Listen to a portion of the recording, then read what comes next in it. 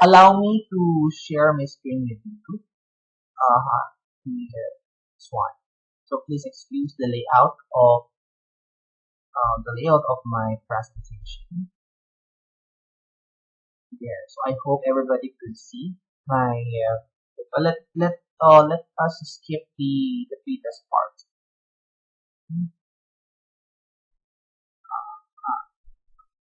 But also please excuse the lighting. So this one. Okay. Now in your research, there are two things to consider. Okay, particularly in writing the review of native literature. One is the literature plus the studies. Okay, so let us define first that the literature review is the longest part of the research. You must take note of that. The literature review is contained in the review of related literature section, which there is a need for us or for you as a researcher to define the difference between literature and studies first. Now, talking about literature, it refers to any written document is related to the topic being investigated. So take note, it could be a written document locally and a written document internationally or foreign, should I say? And this may be from books, it could be from magazine, articles, pamphlets, public records, or even online articles. But most of the time, the literature that most of the researchers use, like you as a beginner, uh, you you can get information from online. Okay, online. Well, it's seldom to some of the researchers like you getting information from magazine articles or pamphlets or even public records. Well, this could be for the professional researchers. But as a beginner, um, you can get actually information online. Okay. Well, I'll be sharing with you the I'll be sharing with you the some of the references that you can refer. Okay. Now, studies are specific examples of literature that are produced scholarly. So this consists of published research found in journals, unpublished research found in university, it could be in libraries, case studies, position papers, and other articles that are products of scholarly research. Okay? Now in your case, as a beginner, well, we go back to the online reference. Okay? So there are studies that have been conducted, okay, and that have been published online. Okay, so the Google Scholar is there. The class in UP Diliman is there, and there are many more um, local journals or foreign journals that are easy to access. Okay, so there. Literature, those are written documents, and studies are specifically the studies that have been conducted. Okay, so take note on the case studies, okay, journals, okay, even concept paper or position papers. Okay, those are the studies. Now, the importance of literature review in your research.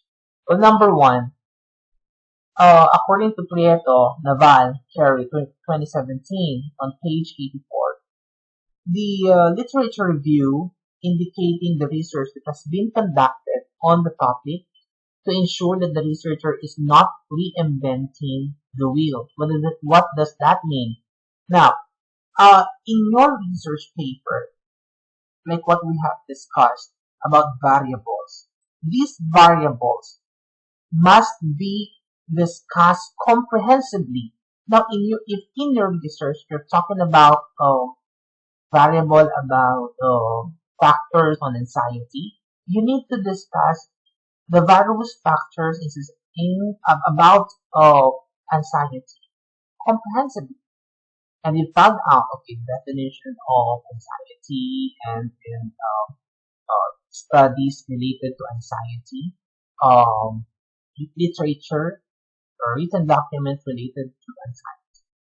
So different factors of anxiety, you also have to define and discuss on the different factors of anxiety. That's the essence of literature review. That all the variables that have been mentioned in your statement of the problem must be defined or must be discussed comprehensively, detail by detail. Okay? So that the readers would understand that particular variable, related study, and related literature. Okay? Number two, to demonstrate that you are aware of important and recent studies on the topic. This prevents you from being discouraged when you suddenly find out that there is a similar study already conducted on the topic.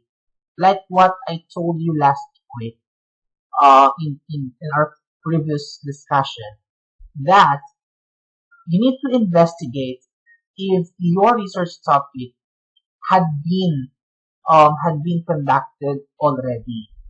Okay? Now, if in case that you find out that your topic is similar uh, to other topics that have been published online, then you can replicate again, like I advised you. You can replicate the idea, but in the context of your in the context where will you conduct the study, okay, to make it more meaningful and relevant per se. So, um, having said that, of course, that would serve as your pattern or guide. When you find out that there is a similar study relevant to your topic, okay, pwede mo yung maging guide, pwede mo siyang maging reference, okay, in crafting your research paper. Okay. Number three, to ensure that you have not missed literature detailing an efficient way for you to conduct your study, or pointing to a data collection tool that is most appropriate for your study. In relation to replicating the research paper, so kung ang ginamit doon sa similar study na nakita mo ay qualitative, pwede kang magbago ng approach. Pwede mo siyang gawing quantitative. Okay? So, kung nakita mo na sa similar study, ang ginawa niya ay interview, okay? Sa'yo, pwede kang mag-conduct ng survey, questionnaire, or survey checklist. Okay? So, kung doon sa similar study, nag-conduct siya ng observation and interview, sa'yo naman, pwede kang mag-conduct ng survey examination or survey questionnaire. Okay? So, nasa konteksto kung saan mo ikakonduct yung research mo. Okay? So, again, similar study, nakita mo, nag-conduct yung author sa community. At nakita mo naman, pwede rin siyang sa school. So, pwede mo gawing approach no? Sa school mo naman siya ikakonduct in the context of school setting. Okay? So, appropriate for your study. So, just make sure that the topic that you have chosen related or relevant to the local or to the setting that where will you conduct the study. Okay? So, that's one. Next is to explain the theoretical background of your proposed research project. Okay, so take note the word theoretical background. The theoretical background has something to do with theory or theories that is or that are related to your research project or your research paper.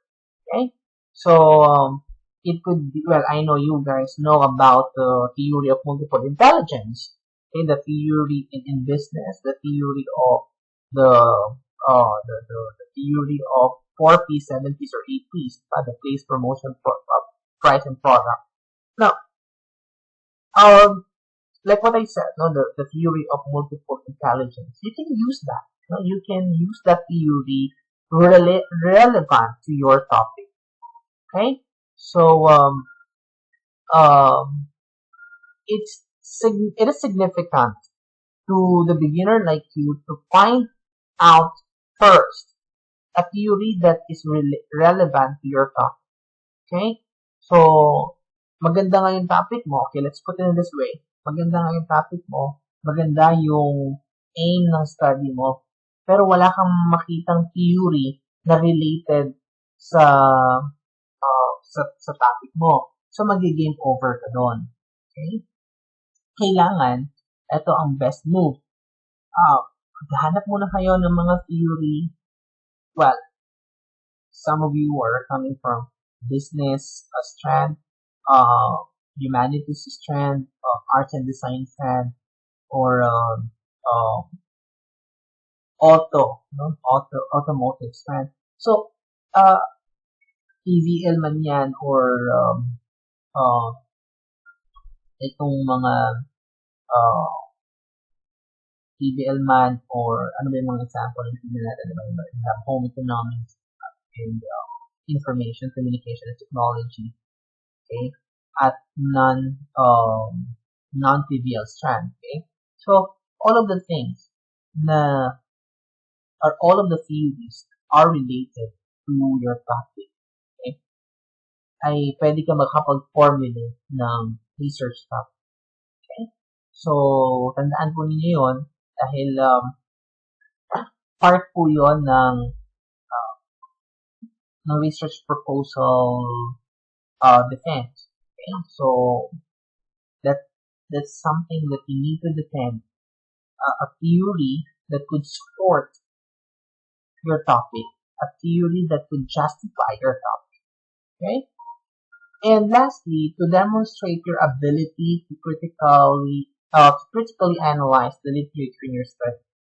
Okay, so let me be clear about this. Hindi po kayo magkakopy ng mga research article or written document relevant to your topic ng basta-basta lang. So you need to read comprehensively these literature reviews and explain argumentatively or explain critically about the relation of that about these reviews to your topic. Okay, so you're not just simply copying the written documents or again information that you maybe get online, but you need to make a stand about it. Okay, anong stand mo doon sa argument ni XYZ relevant to your topic? Ano yung stand mo na sinabi ni ABC relevant to your topic? Okay, so you're not just again simply copying it and paste it on your paper. You need to what's the word? You need to weigh in the information that you maybe get online relevant to your topic. Okay, so next is there are kinds of literature review. Okay, so assuming that you'll be writing your literature review,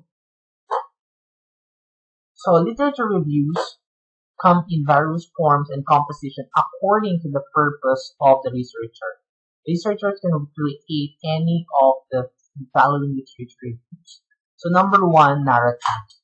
Okay, narrative. Narrative style of writing a literature review. Okay, let's just minimize the picture. Okay.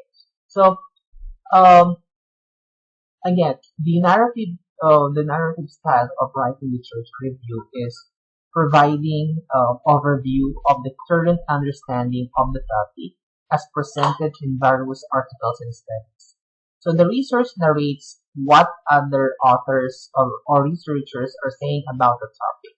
This is common that I use my students to apply, right, the narrative kind of writing literature review, because it is specifically based on the perspective of the researcher. Okay, as a beginner, you're just simply narrating. It's like telling stories about your topic with basis. Take note on that, ha? Para kang nagkukwento na merong basihan yung kwento mo. Okay? Ang kinukwento mo related to your topic, and you are also supplying legal basis or supplying studies related or written documents related to your topic. Okay? So, again, hindi ka lang basta nagkukwento. Dapat meron kang basihan. Okay? At ano ulit yung mga basihan mo? It could be written documents that would support your topic, a legal legal basis that would support your topic. Okay, that's the narrative kind of writing literature review. Isipin niyo para kayong mga lawyer, okay, para kayong mga abogado, na hindi lang kayo nagde-defend, no, ng mga pangyayari, at dapat suportahan mo din ng mga evidences. Okay? So, yan po yung narrative kind of writing literature review, which I am requiring you to apply, no, to apply that kind of writing. Next is the integrative. Well, this kind of writing literature review is kind of technical for you as a beginner, so that right now, or for now, you can apply only the narrative kind of writing. Well, anyway, integrative writing of literature review is a review synthesizing findings from different approaches such as qualitative and quantitative studies. Meaning, you should be a wide reader on this part, no? Kailangan marami ka pang dapat mabasa o nabasa na pwede mong i-relate dun sa topic mo, at hindi lang yung mga ideas that are being stipulated about the topic, but also the findings that have concluded, no? So, not just, again, ideas, but also the theories, but the findings. Okay? It may be qualitative or quantitative. That's integrative one. The syntactic, this review synthesizes actual pieces of evidence and findings collected to minimize bias. So, you can actually apply the syntactic approach of writing literature review. But here, let's say you have like what I told you earlier back, you have defined, assuming you have defined the variables related to your topic, then of course, hindi mo naman makukuha yung mga variables na yan kung walang related studies, no, na magsusupport. So, pumunta ka doon sa findings ng related studies na yon. And then, kung, of course, may findings yan, then pwede mo yung maging basis. Bakit kailangan isama yung factor na yan or yung variable na yan? There are some cases like tinatanggal yung mga variables. That's why we have the theory of multiple intelligence. So, yun ay siyam. No? Siyam na intelligences. Na-realize mo na sandali, 5 lang yung gusto kong intelligence na i-apply sa research ko. So, yung apat, kailangan ma-justify mo. Bakit siya kailangan tanggalin? Okay? Itong apat na to, bakit siya kailangan tanggalin sa study mo at you need to reason out why these four variables that are being mentioned in other studies need to be altered in your research. Okay? So, that's why, no? Hindi ka lang basta-basta magdadagdag or magtatanggal ng variables. So, lahat ng move mo sa research has to be justified. Okay? Okay, there. The sources of literature. Well, primary sources. I know you guys are familiar with this because some of you were taking English for academic and professional purposes, or some of you were already taken this subject. The primary sources, by the way, these are the first-hand information. Okay, first-hand information such as transcript of interviews, okay, autobiographies, diaries, letters, or original social media posts. So, like you, in the future, you'll be interviewing the respondents, or you'll be observing the respondents, or you'll be conducting survey through the respondents. So, yan ang mga first-hand information. Okay, yan yung mga primary source that you can actually use. Now, let's flip the idea. Ganon din naman sa iba. Okay? Sa ibang researchers that have been published their topic, their study, pwede nyo gamitin yung mismong script or transcript, no, ng research nila. But of course, part of ethical standards, you need to acknowledge them. Okay, I know you guys are familiar with plagiarism naman, copywriting. So, that the primary source or the primary sources are essential when you want to defend your paper strongly. Okay, so you go with primary sources. Now, if any case that you can't find the primary source because of limited information, pwede ka naman mag-secondary source. Okay? The secondary sources are literature that are interpretations and evaluation made from primary sources. Ito yung concluded na. Okay? Hindi na siya yung, of course, original and first-hand. They are written with the benefit of insight, where the author compares various primary sources to produce the evaluation. So this includes the biographies, commentaries, encyclopedia entries, published research in journals, textbooks, and survey results. Meaning, they are the second-hand information. Okay? Kasi nga, na-interpret na siya, na-conclude na siya.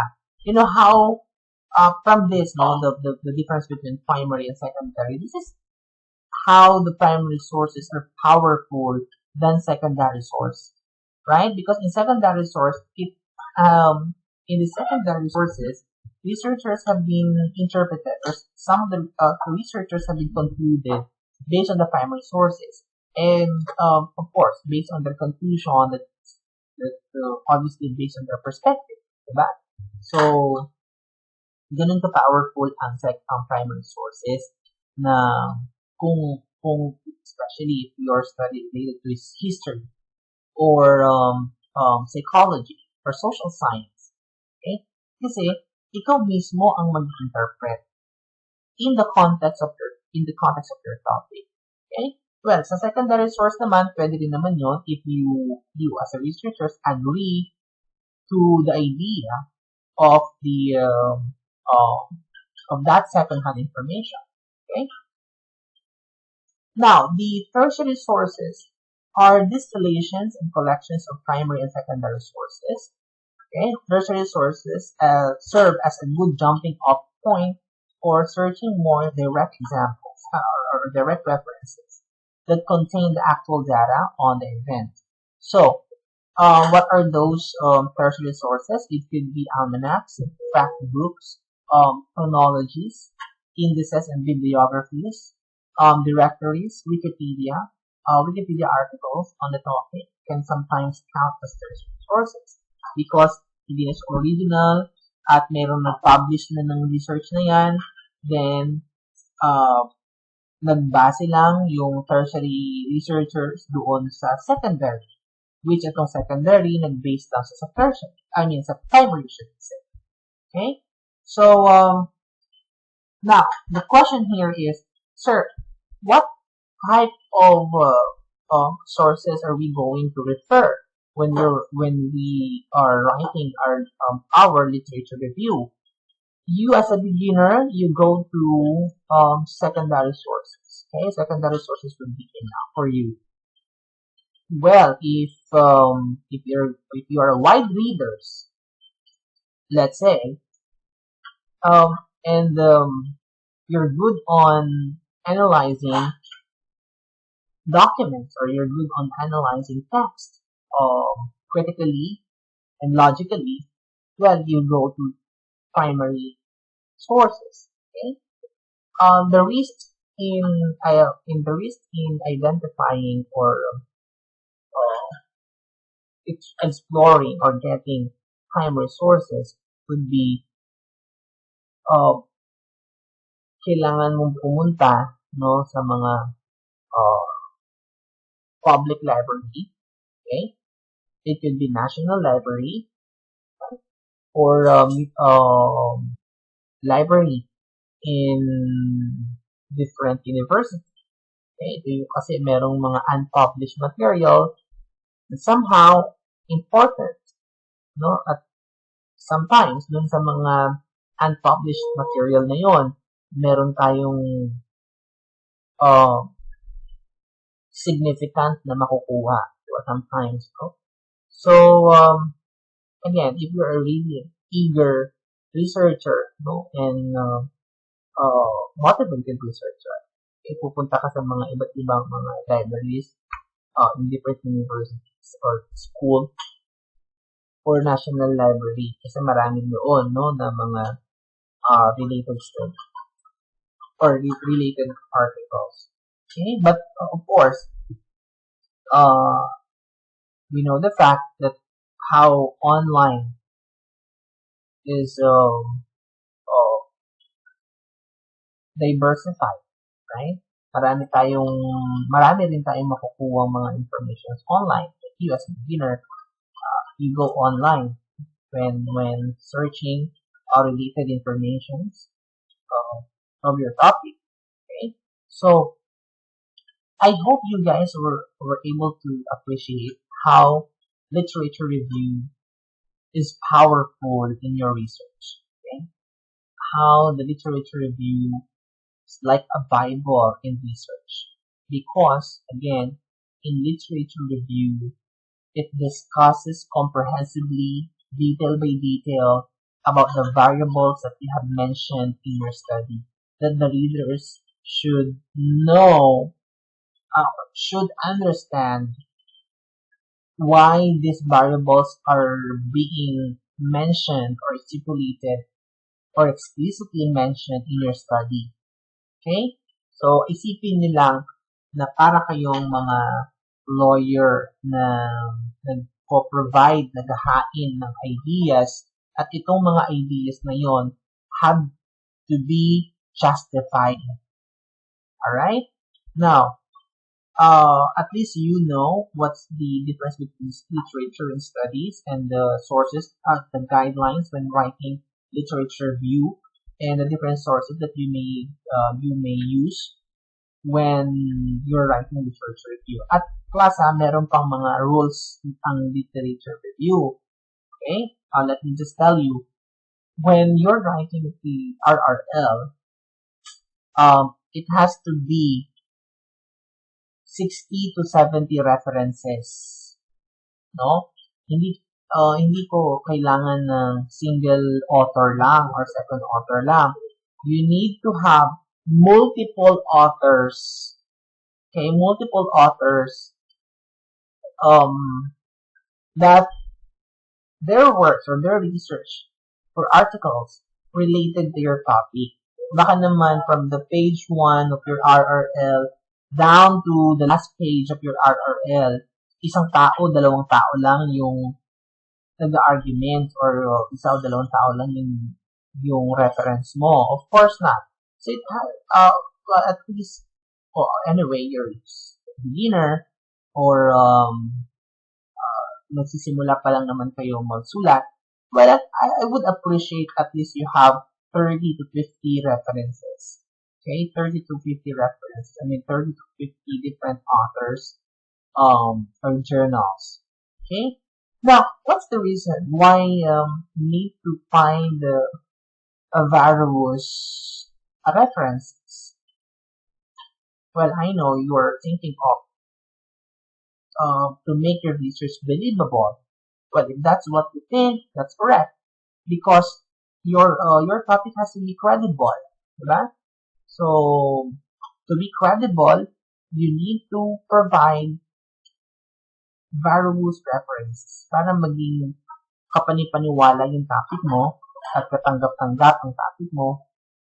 Mag-provide ka ng different references. Ibig sabihin, ganun siya ka-realistic, diba? Ganun siya ka-reliable, ganun din siya ka-timely relevant because may nakikita kang mga journals na magsusupport sa topic mo.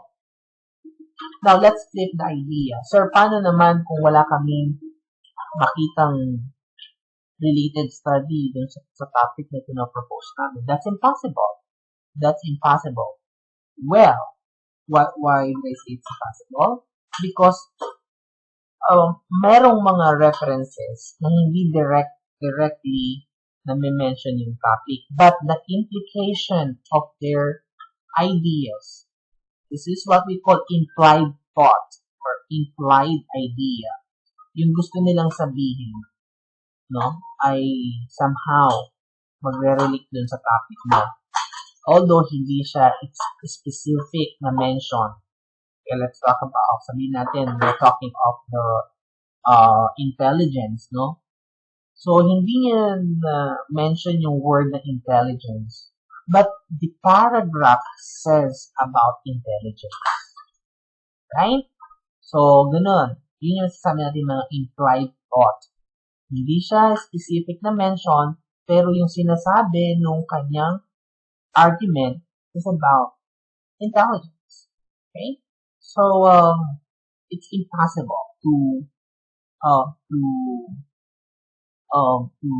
look for research topic is not existing. Of course, in today's time, it's 2024, so many online journals and articles that are publishing their topics. But of course, yan naman, lalo na, yung mga topics ninyo ay existing naman, like, you cannot propose topic or concept na hindi existing, diba? Kaya ka nga nagpo-propose ng topic kasi ang topic na yan ay existing sa community or sa society. So it's impossible to not find a relevant study, not your topic, okay? Or relevant to your topic. So yeah, that's the research review. And one more pala, no, we're done with the references. Your topic has to be thematically arranged.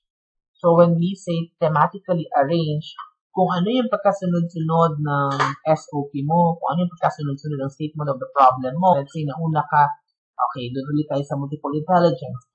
Doon sa SOP mo, nauna yung interpersonal intelligence. Pangalawa, yung interpersonal intelligence. Pangatlo, yung kinesthetic intelligence. Pang-apat naman, yung spatial intelligence. Pang-lima naman, yung musical, logical, and then linguistic. So, kung yun ang pagkasunod-sunod nila, Ganun din yung pagkasunod-sunod ng literature review mo. Okay? I mean, yung content ng literature review mo.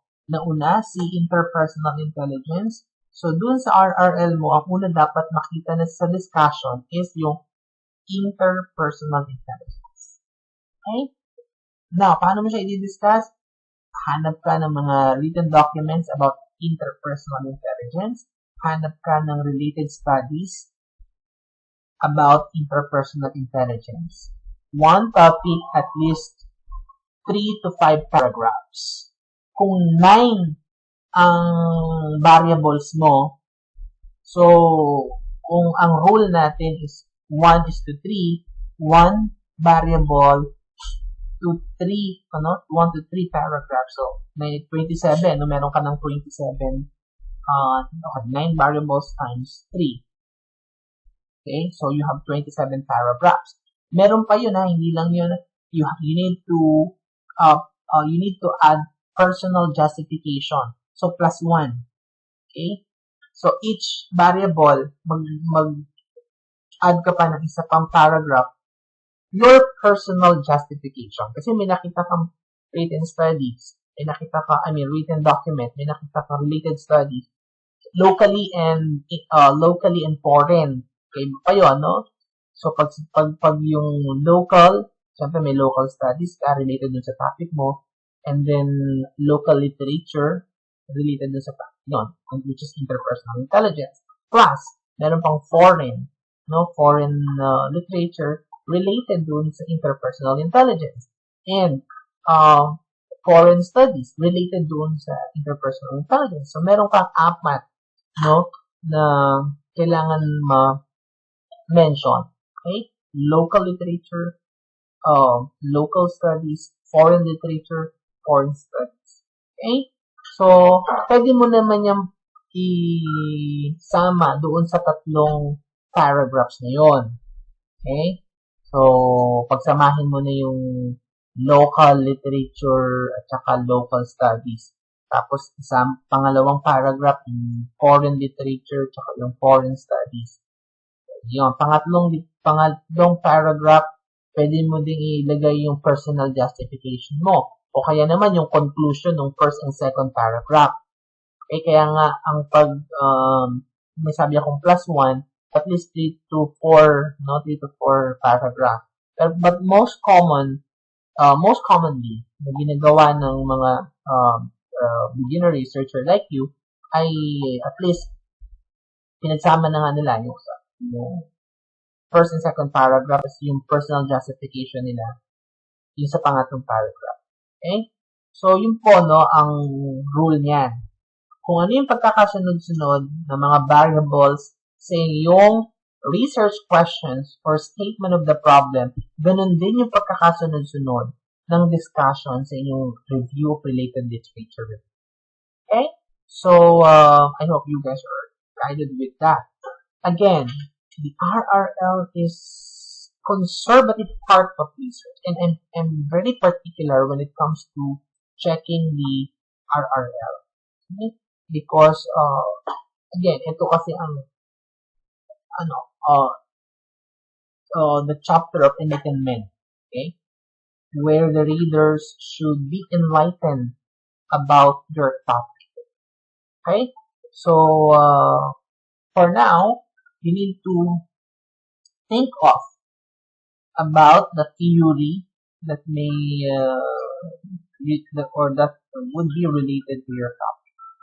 Okay, so that ends our discussion about literature review. I hope you guys will learn something about writing and literature review.